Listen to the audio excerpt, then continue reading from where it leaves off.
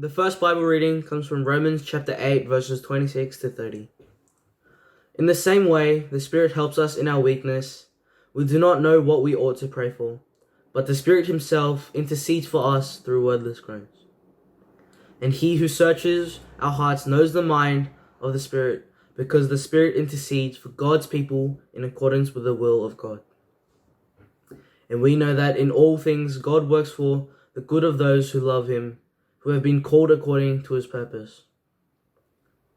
For those God foreknew, He also predestined to be conformed to the image of His Son, that He might be the firstborn among many brothers and sisters.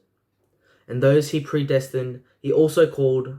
Those He called, He also justified. Those He justified, He also glorified. The Gospel reading today comes from Matthew chapter 13. I'm going to read the three parables of the kingdom of God. The parables of the mustard seed and the yeast. He told them another parable. The kingdom of heaven is like a mustard seed, which a man took and planted in his field.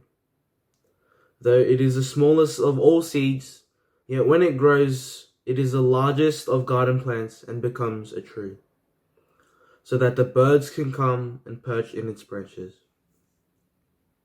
He told them still another parable. The kingdom of heaven is like yeast that a woman took and mixed into about 60 pounds of flour until it was worked all the way through the dough. The parables of the hidden treasure and the pearl. The kingdom of heaven is like treasure hidden in a field. When a man found it, he hid it again, and then in his joy went and sold all that he had and bought that field. Again, the kingdom of heaven is like a merchant looking for fine pearls.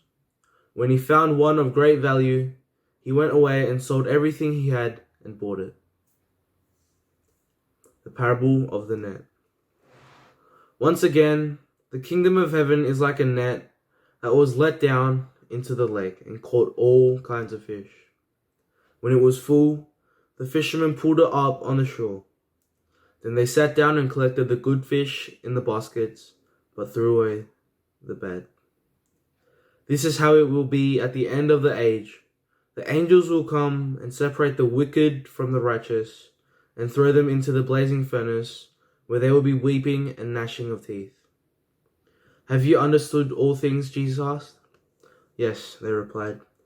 He said to them, therefore every teacher of the law who has become a disciple in the kingdom of heaven is like the owner of a house who brings out of his storeroom new treasures as well as old. This is the word of the Lord, and thanks be to God.